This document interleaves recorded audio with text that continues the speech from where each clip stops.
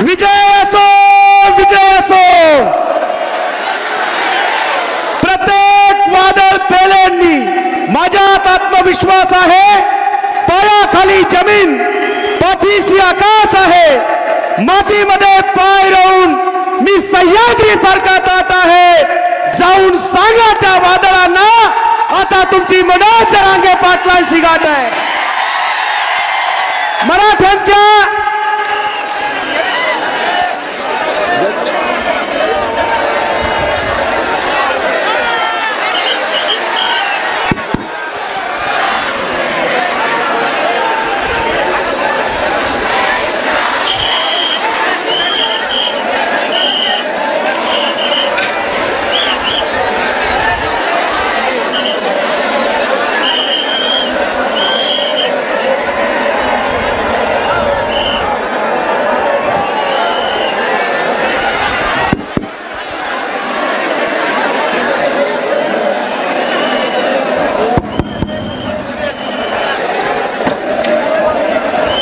मराठ्यांच्या या निर्णायक इशारा सभेला माननीय मनोज जरांगे पाटील आता संबोधित करणार आहेत. पण जितका परिसर आहे सगळ्यांनी एकदा जोरदार टाळ्यांचा जल्लोष करायचा आहे. 450 वर्षानंतर मराठ्यांना नेता मिळालाय. मी आदरणीय माननीय मराठ्यांचा काळीज, मराठ्यांचा हृदयस्थान, आपला जीव की प्राण, मराठ्यांचा स्वाभिमान, ज्यांनी आपल्याला आत्मसन्मान दिलाय, त्या मनोज जरांगे पाटील यांना विनंती करतो या विराट निर्णायक इशारा सभेला संबोधित करावं. पुन्हा एकदा जोरदार टाळ्यांचा जल्लोष.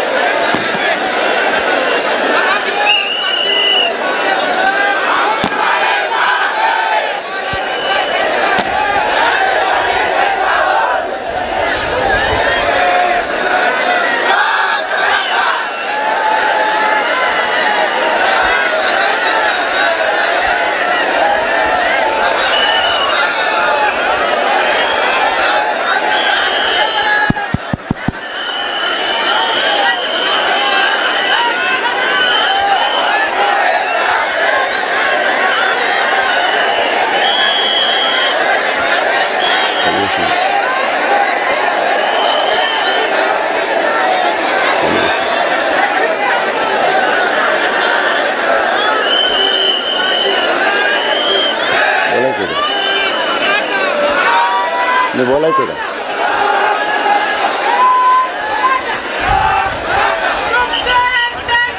सुरू करू का?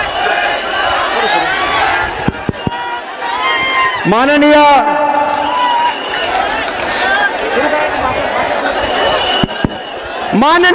जरांगे पाटील आपल्याला संबोधित करतायत. एकदा जोरदार टाळ्यांचा जल्लोष.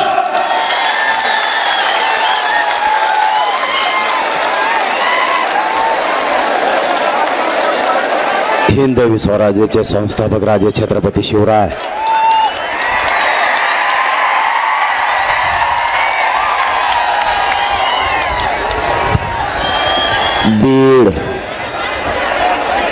बीड नगरीतील आणि बीड जिल्ह्यातून आलेल्या माझ्या तमाम मराठा बांधवांना माझा मानाचा जय शिवराय.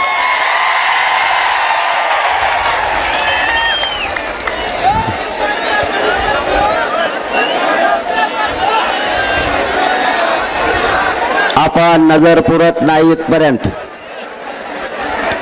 विराट संख्येनं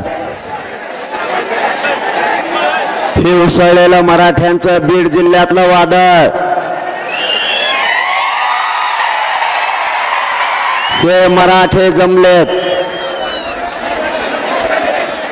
हा आलेला बीड जिल्ह्यातल्या मराठ्यांचा एकजुटीचा महाप्रलय, हा महाप्रलय बघूनच येवल्याच्या एडपणाला संडास लागल्याशिवाय आता राहत नाही. आपण इतक्या विराट ताकदीने जमलात, त्यामुळे मी माझ्या मायबाप बीड जिल्ह्यातल्या मराठा समाजाच्या चरणी मनापासून नतमस्तक होतो.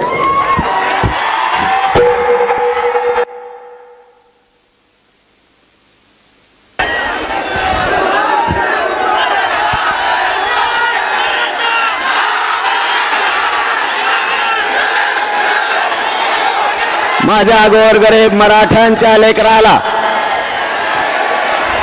न्याय मिळाला पाहिजे म्हणून मिळेल त्या वाहनानं आलेल्या माझ्या सर्व बांधवांना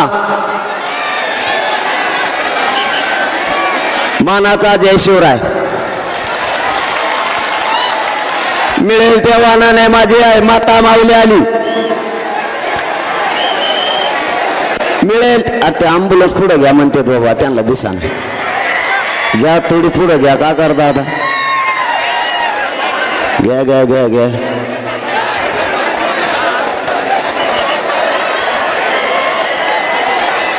बीड जिल्ह्यातल्या कानाकोपऱ्यातून मराठा समाज स्वतःच्या लेकराला न्याय मिळावा म्हणून मिळेल त्या वाहनाला आलाय. इथंही सकाळपासून उपाशी तापाशी मराठा समाज बसलाय. जिथं जिथं जागा मिळेल तिथं तिथं मराठा समाजाचं दिसतोय.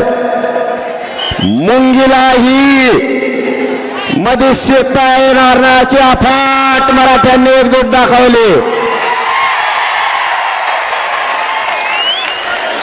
माझ्या मराठा समाजाला शांतता काय असते हे पुन्हा एकदा सिद्ध केलं. माझ्या बीड जिल्हा जन्मभूमीतील मराठा समाज एकही घरी राहिला नाही, त्याबद्दल पुन्हा एकदा तुमच्या चरणी नतमस्तक होतो.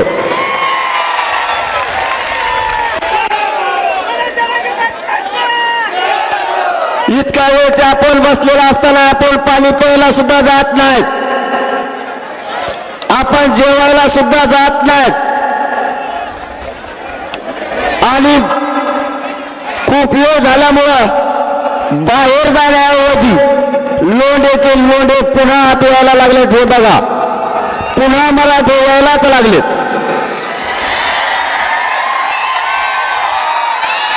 एकही मराठा जागा सोडायला तयार नाही.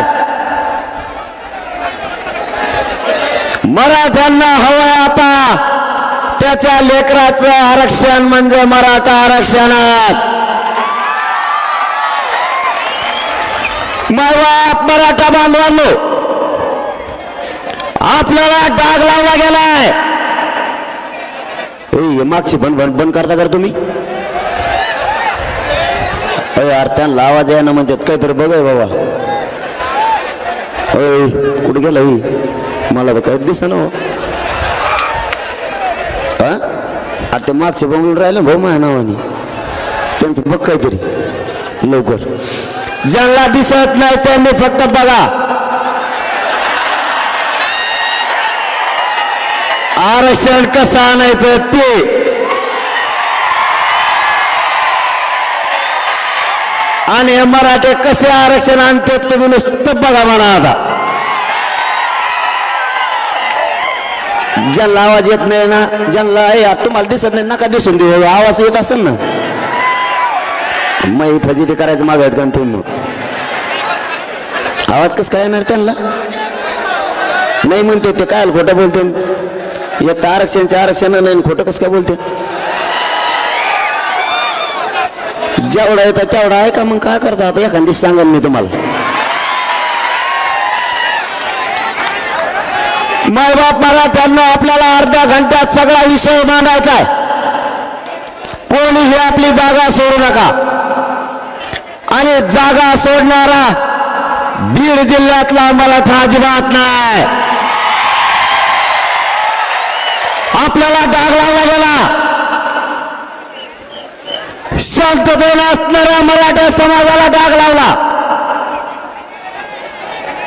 कोणी म्हणतं आमचे घर जाळले, कोणी म्हणतं आमचं हॉटेल जाळलं. आमच्यावर खोटा डाग लावलाय.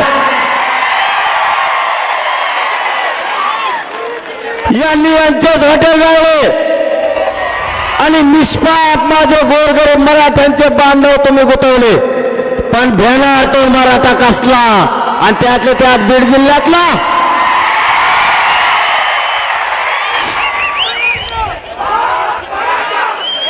जर मराठ्यांना काही करायचं असतं तर सरकारला आज माझी विनंती आहे, यार खाली बसा रे बुळबुळ, तुम्हाला आरक्षण भेटलं काय गड्या? हा नोंदी निघालं काय? नका काय ना आवाज इकडचा येत होती, आम्ही सगळेजण मिळून सांगू तुम्हाला काय करायचे. आम्ही तुम्हाला काही ठेवणार आहेत का काय? तुम्हाला सांगू कानात काय आहे त्या. आपल्याला मायबापावर डाग लावला, आपल्या पोरांनी काय नाही करू नये, त्यांच्यावर गुन्हे दाखल केले. निष्पाप पोरांना गुंतवण्याचं षडयंत्र सरकारने केलं. आज इतक्या लाखानं मराठे कोणालाच मोजता येत नाहीत. मराठ्यांना जर काही करायचं असतं तर आज केलं असतं का नसतं? मग मराठ्यांनी शांतता रॅली काढली होती. शांतता. सरकार झोपू नका. मराठ्यांनी शांतता रॅली काढली होती. मराठ्यांना राज्यात शांतता हवी. करोडोच्या लाखोच्या संख्येने आज मराठा एकत्र आलाय. शांततेत शहरात गेला आणि शांततेत मैदानात आलाय. विनाकारण त्याला डाग लावू नका. आणि हाच मराठा या राज्याला शांतीचा संदेश देण्यासाठी लाखोच्या संख्येने एकत्र येऊन शांतता रॅली केली. हे कधीच कोणाची जाळपोळ नाही करू शकत. हे कधीच कोणाच्या घरावर नाही जाऊ शकत. यांचे येणीच फोडिले रे. हे लंगुत्य आमच्या गोरगरिबात नाव घेतले. यांनातलं कंडे यांचं सुरू केलं येईन. ते येवल्याचं येडपट सगळ्या दुनियाचं बाव चाळलेलं तिकडून आलं आणि त्याच्यात पाहुण्याचं त्यानेच हाटल जाळीले. नाव आमच्या पोराचं घेते बधीर सगळ्या दुनियाचं. आणि त्याच ऐकत येते सरकार. हे त्याला दिसाना निसाना ते तर पिशीच घेऊन येत आहे सध्या. बाजाराची पिशी त्याच्यात कागद आहेत. बघा बघा मला कशा शिव्या देतात. कशाला बोलवतो रे मग? कशाला मराठीचा वाटा जातो? आताची पिशा घेतल्यात काही दिवसाने तुटलेल्या चपला केळाचे सालपटे तो ह्याजवळच दिसणार. तू थांब थोडं. तुला म्हणलं होतं नादी लागू नको. मी लई नमुना बेकारी. तुला आत्ताच खाल्लेला पचाना तर नंतर कसं व्हायचं हो? तुला आत्ताच पचा नाही. अरे त्याला समर्थ मी तुम्ही टेन्शन ना घेऊ. त्याला आत्ता उलथा पालथा करतो. त्याची काय काळजी नको. आता कशा आवाजात बोलू तू? बारीक असा जस का कळलं कधी त्याला. जरंगे साहेब म्हणतोय आता. पहिले नीट राहायला असतात नुसतं जमलं का? आळी वळवळ करते शेपटाची. दिसतंय बी कसलं काय नो रंगनाथ रंग बदलणारा रंग. गप मारायचं. मला गिरीश महाजन साहेबांनी सांगितलं जरांगे पाटील तुम्ही बोलू नका. मी त्याला समज दिली. मी गप बसलो. म्हणलं जाऊन त्या डंकार झालेला आहे म्हाताऱ्याला काय हाल बोलायचं. मी 4 दिवस काही बोललो का? मग त्याला काल काय बडबड हळूच बारीक आवाजात बोलतो. द्या सगळं त्यांना, द्या सगळं. बंगले बांधा त्यांच्यापाशी. तिथंच राहा. तिथंच कायदा बारा. येडपट बुजगाव नको डल. मग शाळा काढीत. त्याला अक्कल कसले मंत्री गेलं का नाही असलं कोणी? महाराष्ट्राला कल काय घेणं देण्याचं हे डबड. तू थांब एकदा आरक्षण मिळू दे मग तुला कचकात दाखवतो. तो लय दिवसाची फडफड चालली. माय बाप मराठ्यांनो फक्त एकदा आरक्षण मिळूस तर शांततेत आंदोलन करा. त्याच्यात किती तुम्ही एकदा बघायचं झालं बघूच आपण ते. आम्ही गप बसलो की काढा करतो. मला गप बसी देत, मी गप बसलो की ते सुरू करतो. त्याला दम मग मला चौथळेला मला नाही निघत दम, कारण मी खानदाने तुमच्या रक्तामासाचा ओरिजिनल मराठ्यांच्या आवला दे दम नसतो काढी. माझ्या मराठ्यांच्या आरक्षणाच्या विरोधात जर कोणी बोलला तर त्याला सुट्टी नाही, मग तो कोणी असू द्या. आम्हाला आमच्या हक्काचं आरक्षण पाहिजे, त्यासाठी आज संघर्ष सुरू आहे. तुटक जाऊन दे रे टाकेशन टकोऱ्यात माया बोलू दे मला जरशी. ते मग फाडफाड फाडफाड फाडफाड झालं. मला मुख्यमंत्री झाले का आरक्षण घेऊन? मला काही मिळत लागा ना ते काय वाजायला लागला आधी. आणि ते काय घेतलं मोठं वाजलं. मी वर बघितलं म्हणलं हेलिकॉप्टर उतरत तिकडे खाली शिडी लिहून. आता पण त्यानंतर वेगळंच कळालं काहीतरी शेतकऱ्याचं काहीतरी सहल होती. त्याला कळ ना संडास लागली तरी बी ते कळून घे ना. हे मराठी कशासाठी एक आलेत. या मुख्यमंत्री आणि दोन उपमुख्यमंत्र्यांना माझी आज चंपावती नगरीतून विनंती आहे.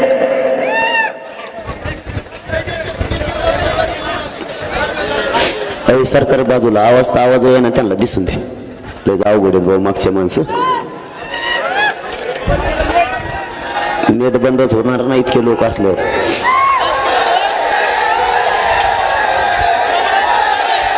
काय झालं? हा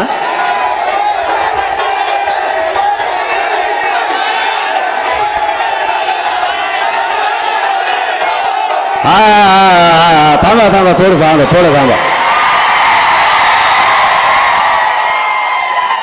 आणि मग मी कशाला आलोय?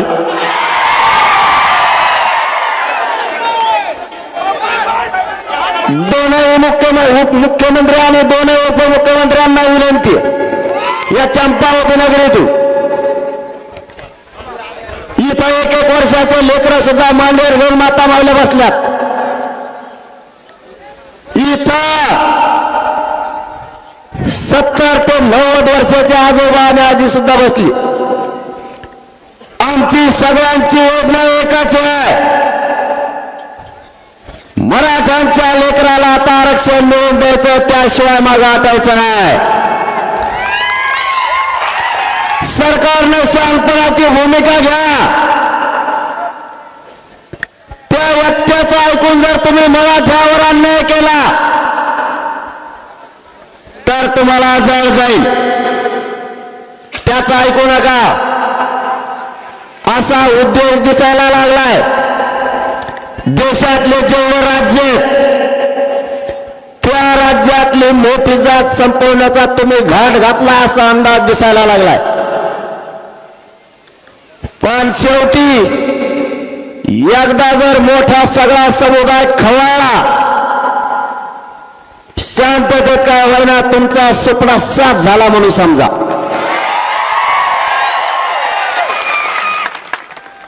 तुमचा राजकीय सगळ्या अस्तित्वाचा सुपडा साफ होईल. माझ्या मराठ्यांना तळपू नका. नवीन पद्धत राबवू नका.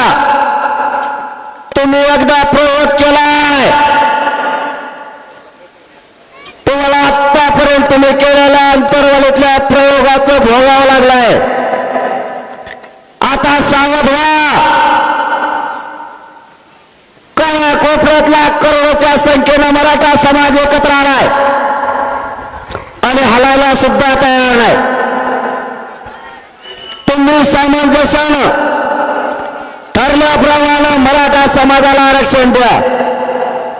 त्याचं ऐकून जर तुम्ही मराठ्यावर अन्याय केला तर आता पुढचं होणारं आंदोलन तुम्हाला 100% जड जाणार. कारण ही फक्त एकटा बीड जिल्हा आहे. आणखी सगळा महाराष्ट्र भरायचा आहे. जिल्ह्याला जिल्हे आणि घराला घराबाहेर पडणार आहेत. मी सगळ्याला पाणी पाहिजे तर मला पाण्याची काय गरज आहे? मी लय निवारणा म्हणून आहे. पाणी भाषण उसरं पेत नसतो, भाषण झाल्यावर 1.5 घंटा पेत नाही, पण त्याला पाणीच पाहिजे, त्याचा खोटाच उपटेला. दुसरा ठोकला, कारण तुमचाच मुलगा आहे, मी काय लोकच थोडाच आहे, मला परिवारच मानत नाही. लोकांचं उलट आहे, लोक म्हणजे आधी कुटुंब मग बाकीचं.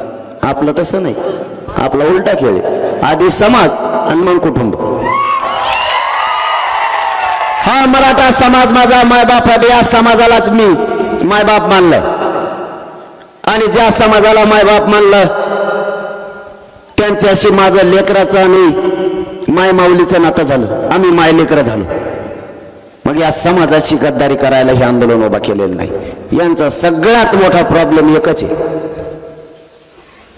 बापा दिठवून मोबाईल बाबा आला काय तुला पण मुंबईहून फोन दुट्टे खालटे कुलशी मग होकायला लागला, मग इकडं मग इसरून जात असतो. कुठं राहिलं तर सांग बरं.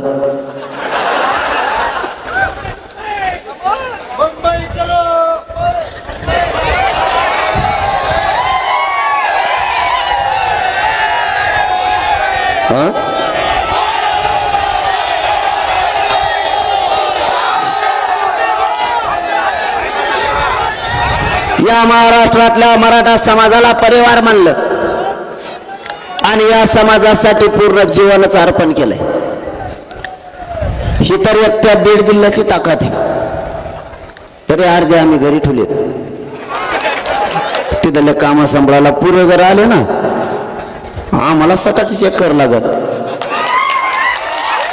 महाराष्ट्रातल्या कानाकोपऱ्यातून मराठा समाज आंदोलनात सहभागी झालाय. मायबापा तुम्हाला शब्द देतोय, तुमची एकजुटीची ताकद मी जिवंत आहे तोपर्यंत व्हायला नाही जाऊन जाणार. यांचा प्रॉब्लेमच ते मी यांना मॅनेज होत नाही. सगळ्यात मोठा प्रॉब्लेम असेल तर ते, कारण काय झालंय मन पैसे जमत नाही, पदाचं मिळ जमत नाही आणि इंग्लिशचं मत कदर झालाय पुरा जमतच नाही. आयला ते म्हणतात मग हे जमत नाही म्हणलं तर मग आरक्षणच द्यावं लागत. काय चुकीचं करतोय मी काय चुकीचं केलं? मी खाऊन जगण्यासाठी नाही आलो, खाऊन जगण्यासाठी तर कोणी पण येतं. या समाजाच्या मराठ्यांच्या लेकराच्या चेहऱ्यावर आरक्षण देऊन आनंदाने हसू बघायचंय, एवढं स्वप्न आहे आपलं.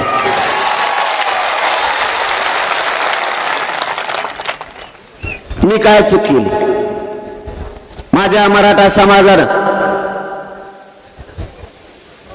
आरक्षणाची मागणी केली, दशक व्हायला गेले, पिढ्याना पिढ्या बर्बाद झाल्या. आई बापानं लेकरं शिकायचे आणि स्वप्न बघायचं,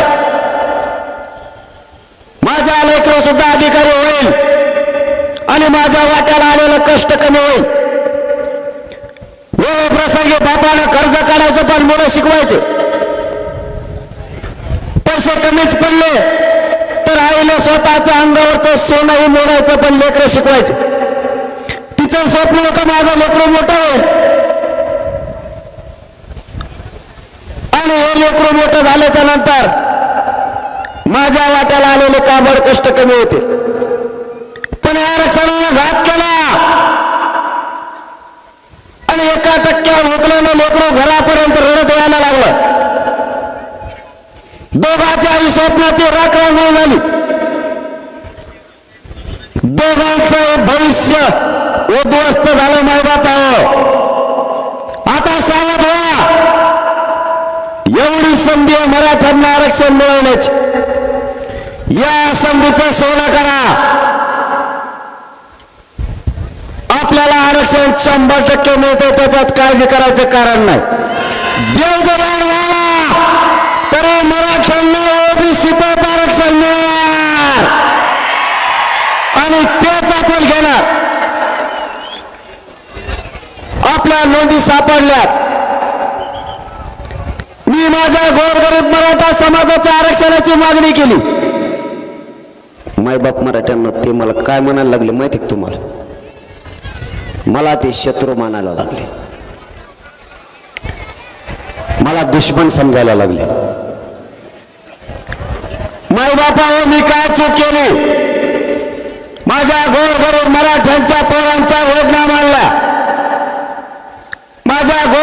समाजाच्या आरक्षणामुळे होणारे त्रास मांडला. पोरांच्या आत्महत्या व्हायला लागल्यात.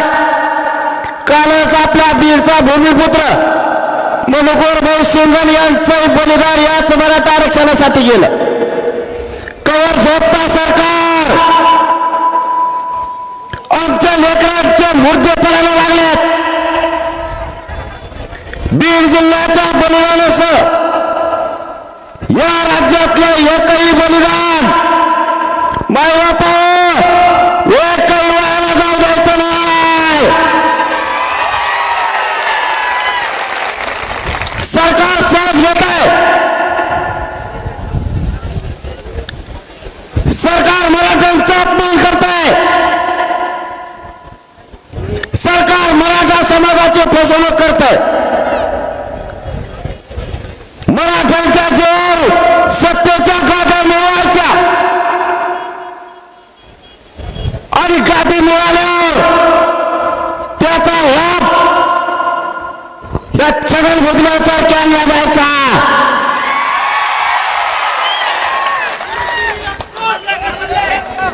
मराठ्यांनी आंदोलन मोठं करायचं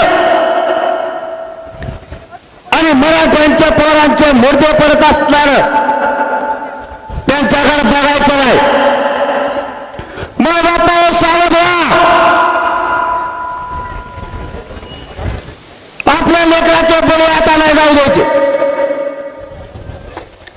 सरकार गांभीर्याने घेत नाही.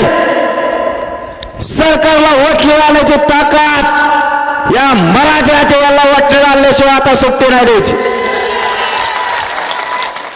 काही झालं तरी हरकत नाही. त्यांना मला काय शत्रू मानायचं मानून द्या. एवढं मोठं माग असलो तुम्ही कोणालाच भिजू नाही बा. मी असाच त्यांना गिनीत नाही मोजित नाही. आणि आता तुम्ही महाराष्ट्रातले इतके लोक म्हणलं बा बा बा बा आता काय खरं नाही राहिलं. मी तो विसरूनच गेलो बा काय काय बोलायचं ते. मग नजरच पुराणा इतके लोक आहेत. बीड जिल्ह्याने पुन्हा एकदा दाखवून दिलं मराठ्यांच्या नादाला लागला की संपला. त्याचा विषयच आवारला. आणि तुम्हाला एक महत्वाचा विषय सांगतो. जे आपल्या लेकराच्या बाजूला ना तोच नेता आपला नसता. नेता फेता नाही. जातीपेक्षा नेत्याला मोठा नाही मानायचं. जो आपल्या लेकराच्या पाठीशी उभा राहील स्वतःहून पुढे येईल तो आपले मत घेण्यापुरता जर दारात आला तर त्याला चपलानेच वागवायचं सोडायचंच नाही. आता नाही सुट्टी. बस झाले. आमचं रक्त खाऊन तुम्ही प्रवाहात 200 पेक्षाही जास्त आमचे बळी गेलेत. किती दिवस रक्त पडणार ही समाज स्वतः आहे. याने देशाचं संरक्षण करणारा मराठा समाज आहे. देशाचं त्याला संपवायला निघाला. तुमचा स्वप्न साफ करूनच मराठा थांबेल. तसा आता थांबत नाही. आमच्या जीवावर मोठं व्हायचं आणि आमचे पडणारे मुर्दे हसत बघता तुम्हाला लाजा वाटत नाही. तुमच्या डोळे देखता तुमच्या राज्यातलं मराठ्यांचं लेकरू आत्महत्या करते आरक्षणासाठी आणि तुम्ही उघड्या डोळ्याला बघून त्या मदती देता. राज्याचा पालकत्व तुम्ही स्वीकारलंय. एका दणक्यात प्रश्न मार्गी काढायला पाहिजेत. नाटकं कशाला? ज्यांच्या नोंदी नाही सापडल्या मायबाप त्यांना आरक्षण दिलं. जे मागास सिद्ध नाही झाले त्यांना आरक्षण दिलं.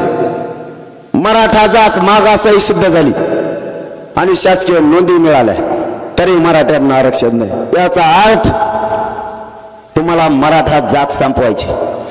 पण ही जातीचे इतकं मुळं खोल गेलेलं तुम्हाला संपवणार तर नाहीच. पण तुम्हाला कमीत कमी 2 पिढ्या संडास लागून जर मराठे मागा लागले तुमचा कार्यक्रमच संपला. माझी सरकारला पुन्हा एकदा विनंती.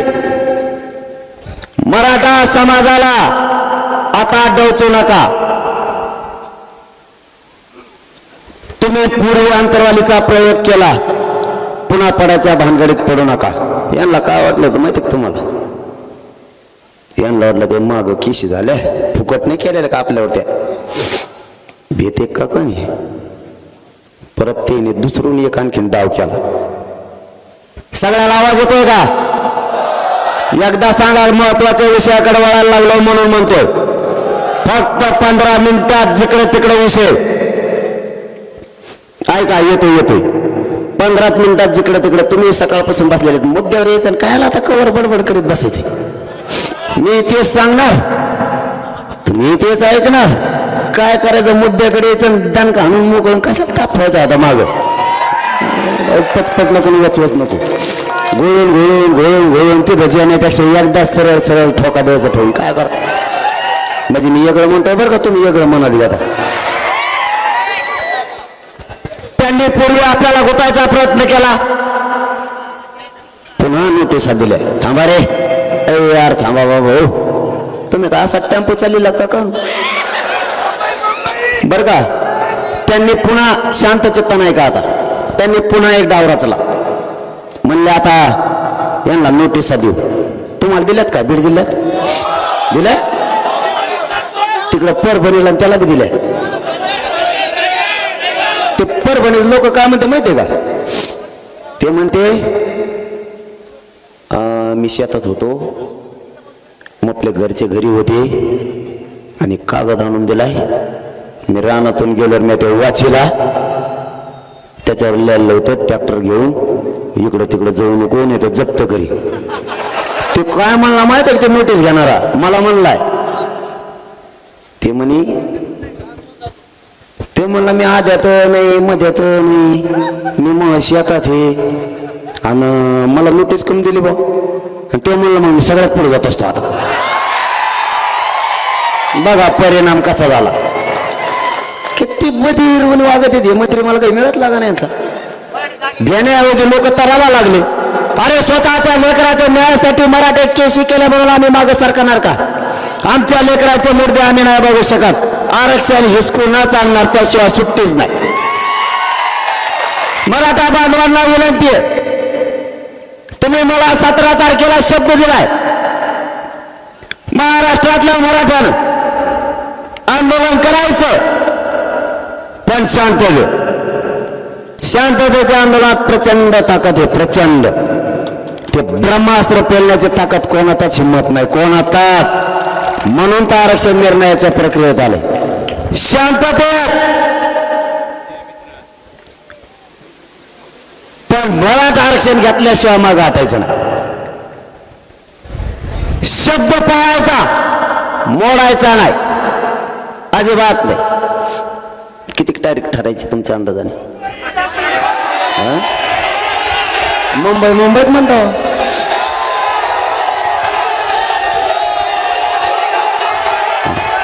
नाही असं नाही मग नाही याला काय अर्थ आहे मग अरे बाबा हा पण याला काय अर्थ आहे का थोडं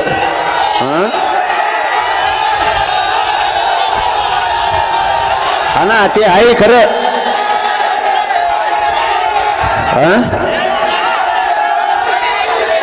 अच्छा हा कळले थांबा आता गप्प बस कळलं ना तुम्हाला वाटतं मी बी लयत नमुना शान आहे नाही का काय मग मी बी आहेच ना असं कसं हे बघा मी माझ्या जातीकडून आहे प्रामाणिकपणा सांगतो आम्हाला हौस नाहीये कुठं जाण्याची येण्याची किंवा मूर्ख नाही येत आम्ही मराठा समाज आम्ही उठलो आणि काहीतरी जनभावना आहे म्हणून कुणीकडे बी निघालो याच्यातला मराठा समाज नाही आम्ही परंतु आम्ही सहन तरी करायचं किती दिवस याला काही मर्यादा आहे तुम्ही माझ्याकडून 3 महिन्याचा वेळ घेतला नंतर 40 दिवसाचा घेतला पुन्हा आता 2 महिन्याचा घेतला 24 डिसेंबर पर्यंत तुम्ही किती दिवस माझ्या मराठा समाजाला मूर्ख समजणार आम्हाला काहीतरी मर्यादा आहे आम्हाला काहीतरी भावना पण आहेत आमच्या लेकराला काहीतरी त्रास मग आता आम्ही तरी किती दिवस दम काढणार आम्हाला सुद्धा मर्यादा आहे मला असं वाटतं आपण सगळे काय म्हणूया त्याला हा ना पुढे तर बोलणं द्या ना तुम्हाला मला पुढे तर बोलून द्या ना हा ते का व्हाय ना पण मला असं वाटतं आपले सध्या अरे मला बोलून द्या ना मग आपण पुढच्या आंदोलनाची दिशा ठरायची का मग?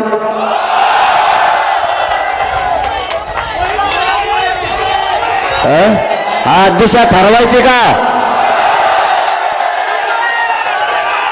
तारीख पण ठरवायची का? तारीख आणि दिशा ठरवायची का? पुन्हा एकदा विचारतोय. माय बापाला विचारल्याशिवाय मी काही करत नाही. मग मला असं वाटतं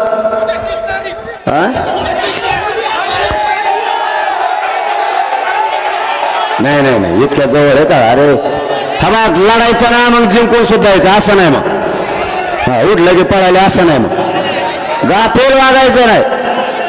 गाफिलाने घात होतो समाजाचा आणि स्वतःच्या आत्मविश्वासाचा सुद्धा. अजिबात असलं नाही वागायचं. मग मी तुमचंच पोरग आहे. फक्त डाव टाकले म्हणून इथपर्यंत यशस्वी झालंय. फक्त डाव टाकले. ताकद नाही माझ्या अंगात. फक्त बुद्धी वापरली आणि त्याला जोड तुमच्या शक्तीची आहे म्हणून यशस्वी झालंय. गडबड गोंधळात माणूस फसतो. माग पुढं बघून चालायचं. काटा आहे का? चिखल आहे का? पाय टाकायचा का? फसत नाही. आणि जेव्हा माणूस फसत नाही तेव्हा जिंदगीत कधीच अपयशी होत नाही. कधीच. तयारीला लागा. तयारीला लागा. तुम्ही 15 म्हणलात पण 15 नाही. त्याचं कारण बी सांगतो. अबघ आपलं सगळं खरं असतं. कारण असे 18 त्यांनी काय डाव टाकला माहिती का तुम्हाला? थांबा ना. त्यांनी काय डाव टाकला माहिती का तुम्हाला? तुम्हाला माहित नसला तर ऐका काय डाव टाकला. त्यांनी आपल्याला नोटिसा दिल्या आणि त्या मुंबईला 144 लागू केला. किती तारखेपर्यंत? 18 पर्यंत. चला 20 जानेवारी मुंबई आमरण उपोषणाला. आमरण उपोषण मनोज जरांगे मुंबईतल्या आझाद मैदानावर 20 तारखेला करणार. त्याला भेटायला मराठे येणार. आम्ही भेटायला नाही यायचं का? भेटायला येणार नाही का? तुम्ही मला भेटायला कस काय येऊ नका म्हणणार? तुम्ही ट्रॅक्टर दाबून ठेवता. मराठ्यांना दाबणं सोपं नाही भाऊ. आरक्षण पाहिजे. मोकळं माघारी येत न जाता. मला एक सांगा तुम्हाला तारीख पटली का? निवेदनाला टाइम पाहिजे. सगळ्यांनी मनापासून शेवटपर्यंत हातवर करायला बदलायला. शेवटच्या टोकापर्यंत. शेवटच्या टोकापर्यंत 20 जानेवारी रोडवर बसलेले हवेवरचे सगळ्यांना तारीख 20 जानेवारी सगळ्यांना मान्य आहे का? फक्त शांततेत जायचं. शांततेत यायचं.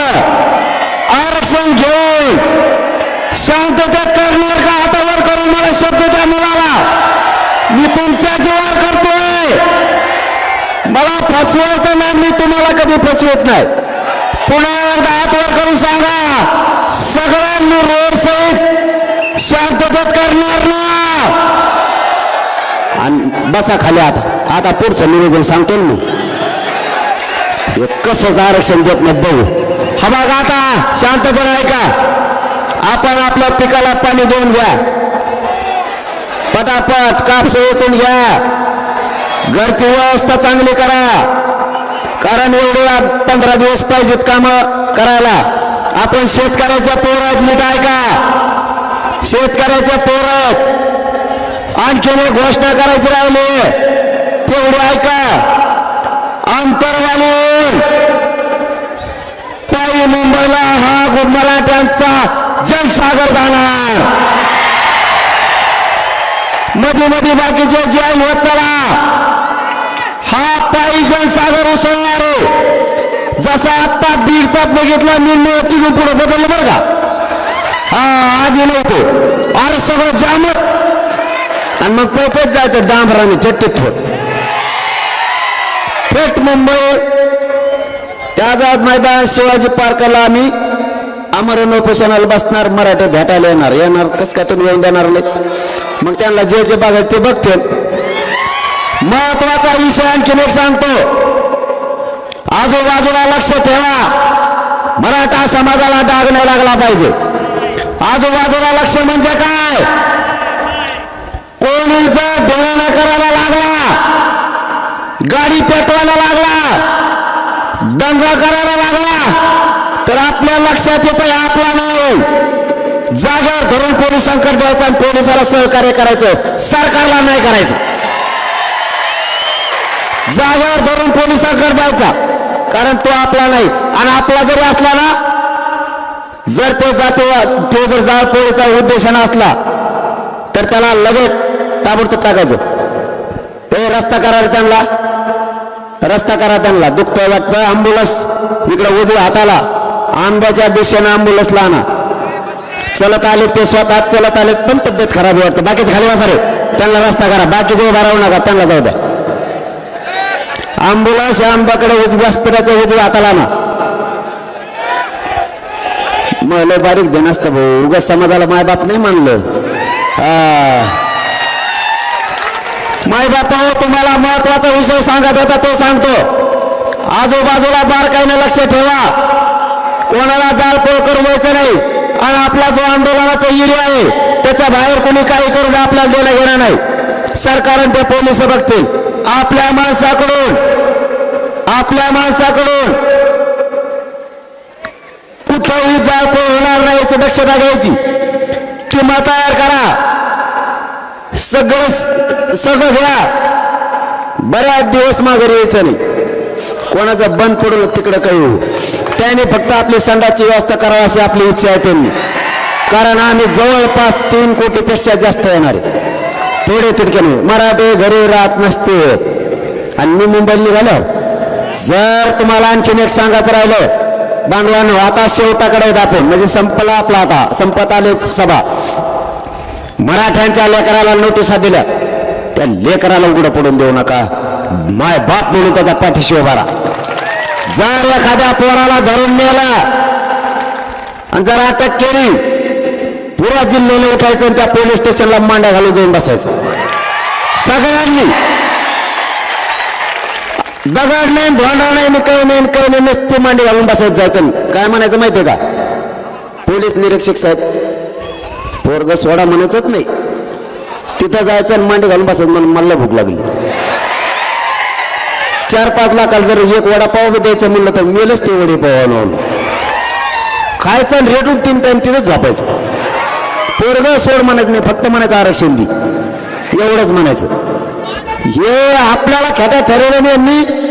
मग मराठी बी काय असते ते आता बघा तुम्ही. आता 20 जानेवारी फक्त शांततेत, कारण हा महाप्रलय इतका मोठा असणार आहे, सगळीकडे ब्लॉक होणारे. बारकाईने लक्ष ठेवा, कुणाला उद्रेक करू द्यायचा नाही, आपल्या आंदोलनाला गालबोट लागू द्यायचं नाही. पण आरक्षण घेतल्याशिवाय माघारी फिरायचं नक्की. आणि तुम्हालाही सांगतो, हे काय अटक करायची यांच्यात एवढी दम नाही त्यांच्यात. या पोलिसाचा दोष नाही हो, ते 2-4 जण तिथं आहेत का, 4-5 जण येतं, ते मुद्दाम अंदाजा बघत आहेत. नाव मला माहिती होतं बरं का, मी तुम्हाला थोड्याच दिवसात सांगणार आहे. त्यांना तर आयुष्यभर गुलाल लागू देऊ नका, आयुष्यभर. त्यांचं नाव मी सांगतो, मराठ्याच्या मुळावर कोण. या चंपावती नगरीतून आणखी घोषणा करतो, मराठा समाजाचे आमदार, खासदार आणि मंत्री या चंपावती बीडच्या नगरीतून जाहीर मराठा समाजाच्या वतीनं तुम्हाला हात जोडून विनंती करतो. मराठा समाजाच्या लेकराच्या पाठीशी उभं राहा. हीच योग्य वेळ तुम्हाला मराठ्यांना साथ देण्याची. जर तुम्ही उद्यापासून मराठ्यांच्या पोराच्या पाठीशी उभा नाही राहिलात तर महाराष्ट्रातल्या मराठ्याचं घर तुमच्यासाठी कायमचं बंद राहील. सगळ्यांनी ताकदीने मदतीला या. त्यांच्या मदतीला सगळे यायला लागले, तुम्ही सुद्धा ताकदीने मदतीला या. आणि मराठा बांधवांना त्याला एकदा सांगा, मदतीला ये म्हणून नसता पुढच्या काळात त्याला दारा सुद्धा उभा करायचं नाही. यामध्ये आणखीन दुसरी घोषणा करतो. या बीड मध्ये उसळलेला हा जनसागर आणि महाराष्ट्रातल्या मराठा समाजाच्या वतीनं मधल्या काळात सरकारला काही 10-12 दिवस मिळतात, त्याच्या हात देता आलं तर बघा. नसतात तिथून पुढे एकदा आमचं जर मराठ्यातल्या आंतरवालीतून गाव सोडलं, येताना आम्ही आरक्षणच घेऊन येणार. तुमचा आमचा विषय बंद, चर्चा सुद्धा त्यानंतर बंद. कारण आम्हाला मुंबईला यायची हवस नाही. आम्हाला न्याय पाहिजे आमच्या लेकराला. जर तुम्ही त्याच्या हात आता नाही दिलं तर इतक्या खुट्या मारणार मराठी की तुम्हाला आयुष्यभर खुट्या उपटणार नाहीत. आम्ही तर सगळे उपटून फेकले जात. मला पुन्हा एकदा सांगा, तारखेवर तुम्ही समाधानी आहात का? सगळ्यांचं एकमत आहे का? कारण तुम्ही हो म्हणलात, ऐकतो राज्य, महाराष्ट्रातले सगळे पोरं तयारीला लागणार आहेत. आपल्या घरचे व्यवस्थित करा, कारण 10-15 दिवस तयारीला पाहिजेत. तिथं गेलो तर माघारी आलो असं नाही. मी मेलो तर मागे फिरत नसतो. आता नाही.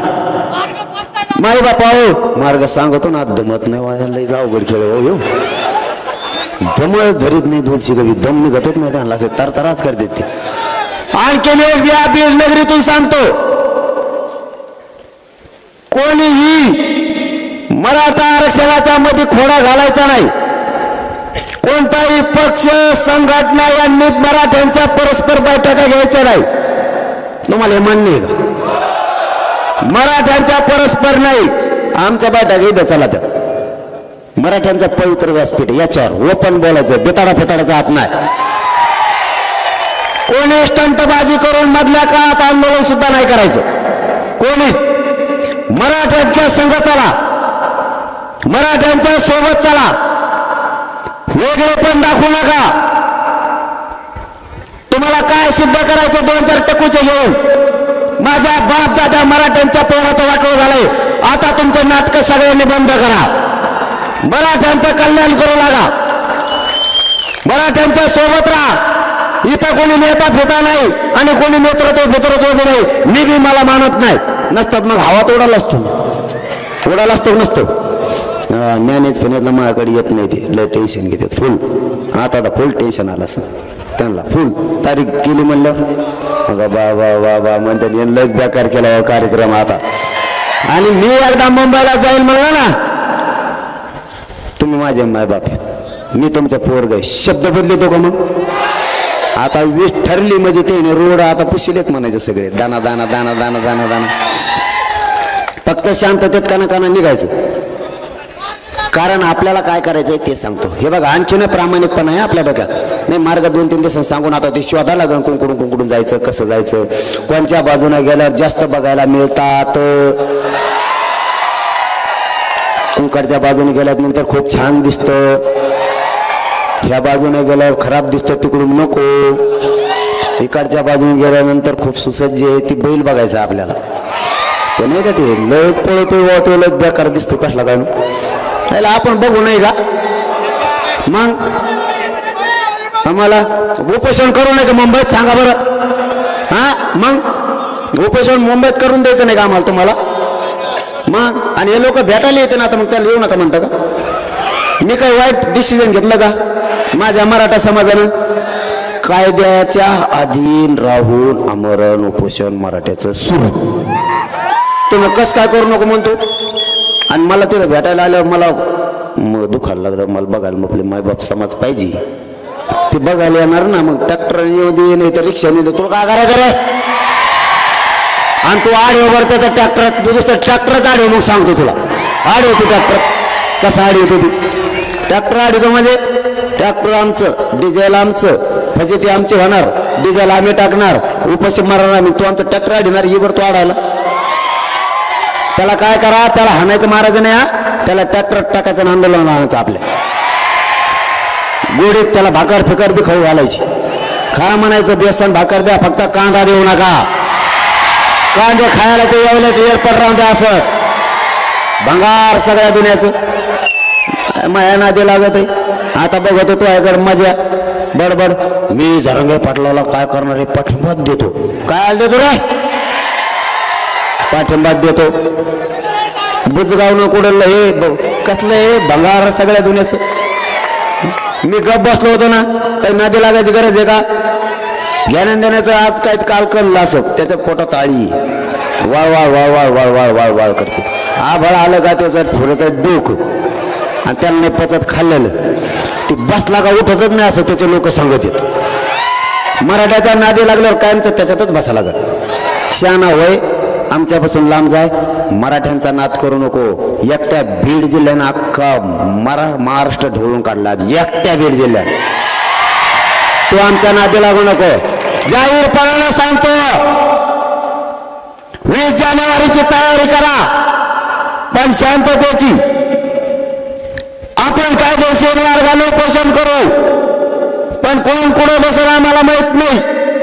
रोड मोकळे ठेवा, बसायची व्यवस्था राहून द्या. नसेल तर आमच्या धोरणाने आम्ही बसू. पण जाहीर सांगतो, मराठे जर मुंबईकडे कूच केली, मराठे जर मुंबईकडे निघाले, तर या मराठ्यांचा निघालेला विराट समुदाय हा माघारी न फिरणार, आरक्षण घेऊनच माघारी फिरणार. कोणाला आता आरक्षण घेतल्याशिवाय सुट्टी नाही. आता देव जरी आला तरी मराठ्यांना आरक्षण द्यायचं. मराठे दंड थोपटून तयार आहेत. मराठ्यांनी फक्त शांततेत चला. तुमच्या शांततेचं नुसतं धूळ जरी उडाली तरी सरकार मुंबईत सुद्धा राहणार नाही. सगळं आपण आपल्या गावाकडे येणार. फक्त तुम्ही शांततेत चला. माझी सगळ्याला विनंती आहे, शांततेत आंदोलन करा. आणि आता मावशी होत तुम्हाला कामी, तुम्हाला आवाज येतो का नाही? आता तुमच्याकडे बी काम आहे. आम्हाला जर उली तिले त्रास दिला आणि तिकडं वा वा वा वा वा वा तुम्ही घरी या. भांडणं कसं खेळायचं तुम्ही? नळा भांडण हानी, भांडच हानीन म्हणते. आम्ही तुमचे पोरं तिकडे येत. आता मथुरा बी जाणार आहे तुमचं आता तिकडे आम्ही संगच, आणि मथुराला बी नेणार आहेत. आता तुम्ही जर तिकडं पोराला काही धक्का लावत शकत नाहीत आता, कारण 5 कोटीच्या नादी 6 कोटीच्या नादी लागणं मग तर इटा राहायच्या नाही. त्याच्यामुळे ते काय भानगडीत पडायचं नाही. पण पडले कदाचित तर काय करायचं? आमदाराच्या आणि मंत्र्याच्याच घरी जाऊन बसा. तुम्ही सगळ्या मेल्या म्हणा, तू काय आला चप्पल काढता का नाही? आमचे पोराला तिकडे त्रास द्यायला लावतो आणि तू इथं राहतो. तो आसामलाच गेला पाहिजे, मध्ये राहिलाच नाही पाहिजे. तुम्ही इकडची बाजू सांभाळा आणि तिकडची बाजू सांभाळतो. लढाईत जिंकायचं यावेळेस. आता कस काय पोराचं वाटोळं करतात बघूच. आता यांच्याकडे किती बळ एकदा मराठ्याला बघायचं. आता काढून द्यायला बाहेर. यांनी लय लपून ठेवलेलं, कुठे कुठे काय काय ठेवलेलं ना. यांना यांची शक्ती मराठेच आता बाहेर काढणार. दाखवाच म्हणा तुम्ही. आता नसता सरकारनं गुपचूप शांततेत आमच्या सोबत राहायचं आजच्यासारखं. मला एक प्रामाणिकपणानं सांगा, आज बीड जिल्ह्यात किमान 12-13 लाखापेक्षा जास्त लोक आले असतील. एका तरी पोलिसाला त्रास झाला का? मग तुम्ही मराठ्याला डाकच का लावता? पोलिस निवांत बसून होते, मी बघितलं. काही येड्या बाबळे खाली होते, काही लिंबा खाली होते, निवांत बसून होते. काही त्रास झाला का? मुंबईला जर पोरं निघाले मागणीसाठी यायले, त्रास देऊ नका, शांत राहा. संघ चला, वाटल्यास भाकरी आम्ही देतो, आम्ही रेटून घेणार आहेत व्यापारी संघ. ट्रॅक्टर नेऊ नका म्हणजे मग भाकरी काय नाही तुम्हाला? तो आज घरी जेव म्हणून ना, ट्रॅक्टर नेऊ नका, त्याच्यात तिथे जाऊन आपला मोर्चा मुंबईत घाल म्हणा खाऊ आम्हाला. आता चल मी तर उपाशीच आहे, मी तर उपोषणच करणार आहे, कारण त्याच्याशिवाय ठेपायला नाही हे गनिमी गाव करायला आपल्या संघ. आपल्याला काय तर गनिमी गाव करावं लागेल का नाही? तरी आतलं काही सांगितलं नाही मी त्यांना, आणखी मी आतलं सांगत नसतो. तुम्ही आम्हाला सांगितलं का 70 वर्ष फसले की नाही तुम्ही आम्हाला गोड बोलू. आता मग आम्ही गदली सुतळी वाटलो का मराठी तुम्हाला? जर मराठाच्या पोराला नोटीस दिली तर काय होतंय? जर बाप म्हणला ना पोराला तू आज लग्नाला जाऊ नको, शेतात जाय, हे काय करतं? बैल घेतं शेतात जातो, उसा लग्नाला जातं. ते म्हणतो आमचा नाम्या तिकडे दिसत नव्हता, कसं काय लग्नात आला? नाम्याने बैल बांधले तिकडे गेला लग्नाला, आणि तुम्ही आम्हाला नोटीस देतात. मराठ्यांना अडवणं एवढं सोपं आहे का? तुम्हाला माहीत बी नाही कोण घुसले कोण बाहेर निघालं. तुम्हाला फक्त एकच विनंती आहे, 20 जानेवारी पासून आरक्षणाची तयारी करायची, आपल्याला निघायचं शांततेत. मी तिथं आमरण उपोषण करतो, माझा मराठा समाज मला भेटायला येणार आहे.